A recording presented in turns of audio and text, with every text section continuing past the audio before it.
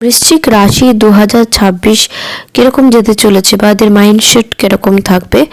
বৃশ্চিক রাশির মানুষজন কিন্তু কোনো কিছু আঘাত ভোলে না, সেটা আমি বলেছি। কিন্তু বৃশ্চিক রাশির মানুষজন কিন্তু বিশাল পরিমাণে যে পার্থিব জিনিস পছন্দ করে বা বিশাল এদের অর্থের লোভ থাকে, সেরকমটা কিন্তু জেনারেলি দেখা যায় না। অবশ্যই পার্সোনাল হরোস্কোপ ডেফিনেটলি ইম্পর্ট্যান্ট, কিন্তু এটাও কিন্তু একটা বিষয়।